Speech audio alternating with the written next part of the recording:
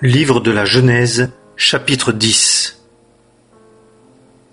Et ce sont ici les générations des fils de Noé, Sem, Cham et Japheth, et il leur naquit des fils après le déluge. Les fils de Japheth, Gomer, et Magog, et Madaï, et Javan, et Tubal, et Méchec, et Tiras. Et les fils de Gomer, Ashkenaz, et Riphath, et Togarma. Et les fils de Javan, Elisha, et Tarsis, Kittim, et Dodanim. De ceux-là est venue la répartition des îles des nations selon leur pays, chacune selon sa langue, selon leur famille, dans leur nation. Et les fils de Cham, Cush, et Mitsraïm, et Put, et Canaan.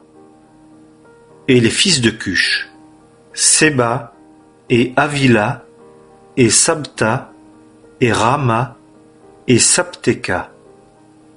Et les fils de Rama, Sheba, et Dedan. Et Cush engendra Nimrod. Lui commença à être puissant sur la terre, il fut un puissant chasseur devant l'Éternel. C'est pourquoi on dit, comme Nimrod, puissant chasseur devant l'Éternel. Et le commencement de son royaume fut Babel, et Érec, et Akkad, et Calné, au pays de Shinar.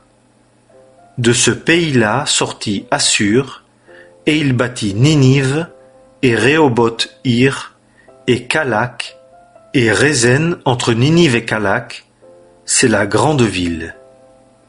Et Mitsraïm engendra les Ludim, et les Anamim, et les Léhabim, et les Naphtukim, et les Patrusim, et les Kaslukim, d'où sortirent les Philistins, et les Caphtorim. Et Canaan engendra Sidon, son premier-né, et Heth, et le Jébusien, et l'Amoréen, et le Girgasien, et le Hévien, et l'Arkien, et le Sinien, et l'Arvadien, et le Tsémarien, et le Hamathien. Et ensuite les familles des Cananéens se dispersèrent. Et les limites des Cananéens furent depuis Sidon, quand tu viens vers Guérar, jusqu'à Gaza. Quand tu viens vers Sodome et Gomorrhe et Adma et Tseboïm, jusqu'à Lécha. Ce sont là les fils de Cham, selon leur famille, selon leur langue, dans leur pays, dans leur nation. Et à Sem, père de tous les fils d'Héber, et frère de Japheth, l'aîné, à lui aussi il naquit des fils. Les fils de Sem, Élam, et Assur, et Arpachshad, et Lud, et Aram. Et les fils d'Aram, Uts, et Hul, et Géter, et Mash. Et Arpachshad engendra Shélak, et Shélak engendra Héber. Et il naquit à Héber deux fils. Le nom de l'un fut Péleg, car en ces jours la terre fut partagée, et le nom de son frère fut Joktan. Et Joktan engendra Almodad, et Shélef, et Hatsarmavet, et Jérak, et Adoram, et Uzal, et Dikla, et Obal, et Abimaël, et Sheba, et Ophir, et Avila, et Jobab. Tout cela était fils de Joktan. Et leur demeure était depuis Mécha, quand tu viens vers Séphar, montagne de l'Orient. Ce sont là les fils de Sem, selon leur famille, selon leur langue, dans leur pays, selon leur nation. Ce sont là les familles des fils de Noé, selon leur génération, dans leur nation. Et c'est d'eux qu'est venue la répartition des nations sur la terre après le déluge. Livre de la Genèse, chapitre 11. Et toute la terre avait une seule langue et les mêmes paroles. Et il arriva que lorsqu'ils partirent de l'Orient, ils trouvèrent une plaine dans le pays de Shinar, et ils y habitèrent. Et ils se dirent l'un à l'autre, « Allons, faisons des briques et cuisons-les au feu. » Et ils avaient la brique pour pierre, et ils avaient le bitume pour mortier. Et ils dirent, « Allons, bâtissons-nous une ville et une tour dont le sommet atteigne jusqu'aux cieux, et faisons-nous un nom, de peur que nous ne soyons dispersés sur la face de toute la terre. » Et l'Éternel descendit pour voir la ville et la tour que bâtissaient les fils des hommes. Et l'Éternel dit, « Voici, c'est un seul peuple, et ils n'ont eux tous qu'un seul langage, et ils ont commencé à faire ceci. Et maintenant, ils ne seront empêchés en rien de ce qu'ils pensent faire. Allons, descendons et confondons là leur langage, afin qu'ils n'entendent pas le langage l'un de l'autre. » Et l'Éternel les dispersa de là sur la face de toute la terre, et ils cessèrent de bâtir la ville. C'est pourquoi on appela son nom Babel, car là l'Éternel confondit le langage de toute la terre. Et de là l'Éternel les dispersa sur la face de toute la terre. Ce sont ici les générations de Sem. Sem était âgé de 100 ans, et il engendra Arpachshad 2 ans après le déluge. Et Sem, après qu'il eut engendré Arpachshad, vécut 500 ans, et il engendra des fils et des filles. Et Arpachshad vécut 35 ans, et engendra Shélak. Et Arpachshad, après qu'il eut engendré Shélak, vécut 403 ans, et il engendra des fils et des filles. Et Shélak vécut 30 ans, et engendra Héber. Et Shélak, après qu'il eut engendré Héber, vécut 403 ans, et il engendra des fils et des filles.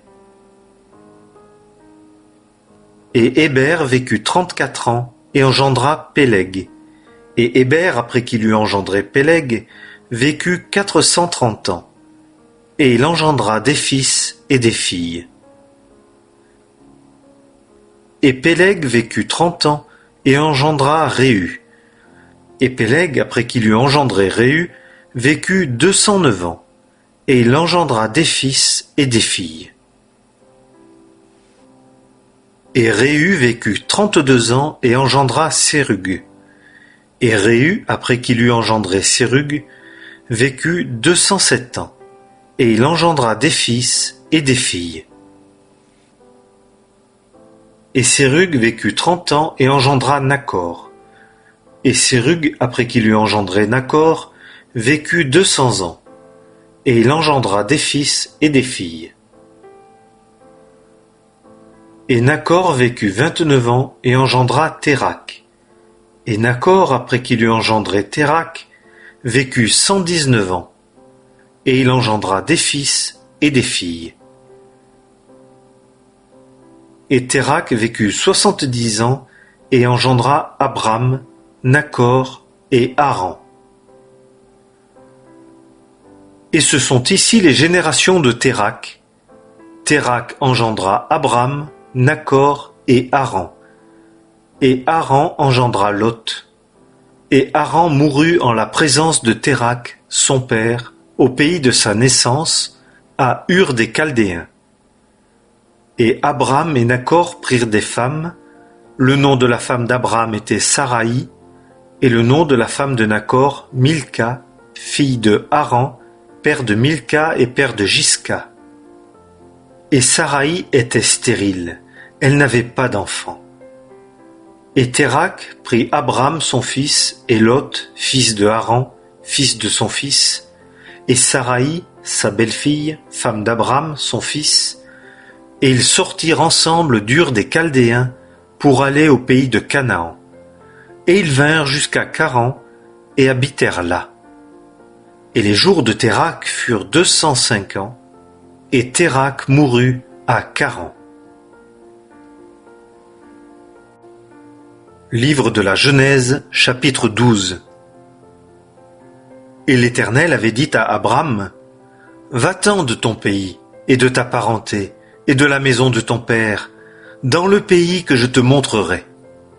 Et je te ferai devenir une grande nation, et je te bénirai, et je rendrai ton nom grand, et tu seras une bénédiction, et je bénirai ceux qui te béniront, et je maudirai ceux qui te maudiront, et en toi seront bénies toutes les familles de la terre. » Et Abram s'en alla, comme l'Éternel lui avait dit, et Lot s'en alla avec lui. Et Abram était âgé de 75 ans lorsqu'il sortit de Charan. Et Abram prit Saraï, sa femme, et Lot, fils de son frère, et tous leurs biens qu'ils avaient amassés, et les âmes qu'ils avaient acquises à Charan, et ils sortirent pour aller au pays de Canaan, et ils entrèrent au pays de Canaan. Et Abram passa au travers du pays, jusqu'au lieu de Sichem, jusqu'aux chênes de Morée. Et le Cananéen était alors dans le pays. Et l'Éternel apparut à Abram et dit, « Je donnerai ce pays à ta semence. » Et Abram bâtit là un autel à l'Éternel qui lui était apparu. Et il se transporta de là vers la montagne, à l'orient de Béthel, et tendit sa tente, ayant Béthel à l'occident et Haï à l'orient. Et il bâtit là un autel à l'Éternel, et invoqua le nom de l'Éternel. Et Abraham partit, marchant et allant vers le midi. Et il y eut une famine dans le pays, et Abram descendit en Égypte pour y séjourner, car la famine pesait sur le pays. Et il arriva, comme il était près d'entrer en Égypte, qu'il dit à Saraï, sa femme, « Voici, je sais que tu es une femme belle de visage, et il arrivera que lorsque les Égyptiens te verront, ils diront, « C'est sa femme », et ils me tueront et te laisseront vivre.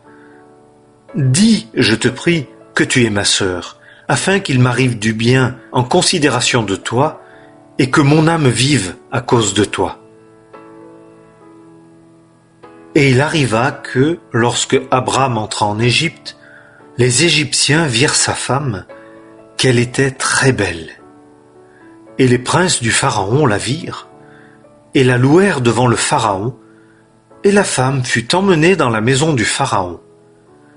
Et il traita bien Abram à cause d'elle, et il eut du menu bétail et du gros bétail, et des ânes, et des serviteurs, et des servantes, et des ânesses, et des chameaux.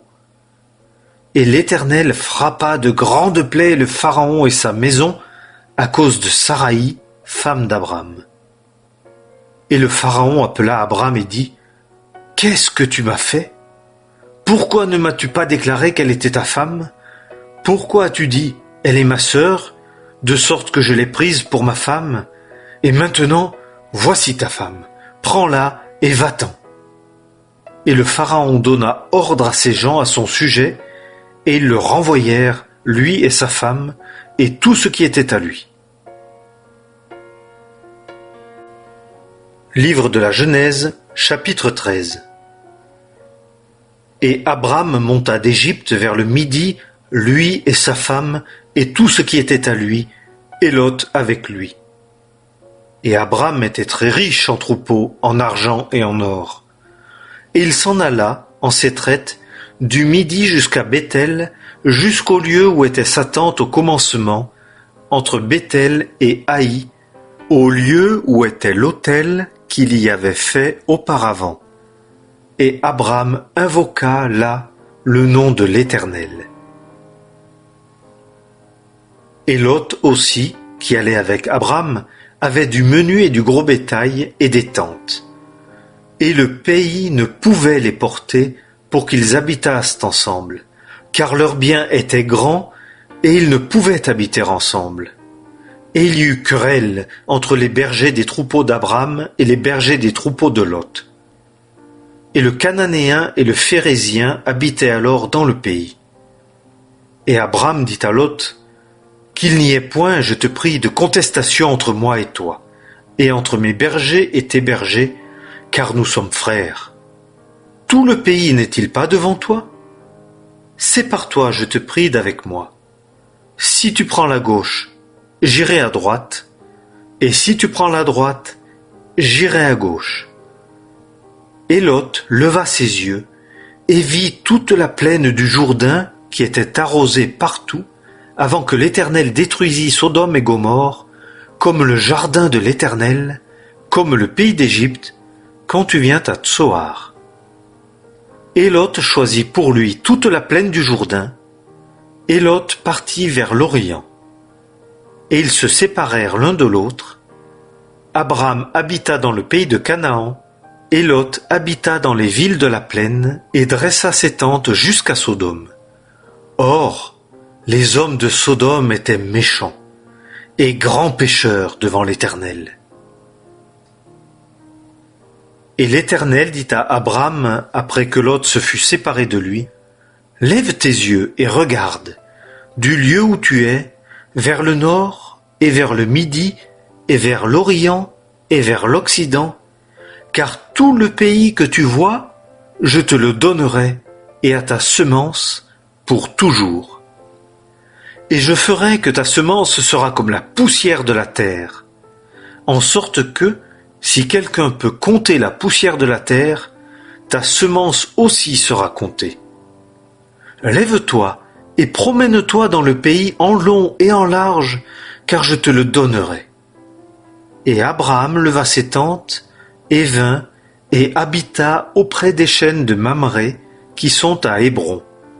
Et il bâtit là un autel à l'Éternel.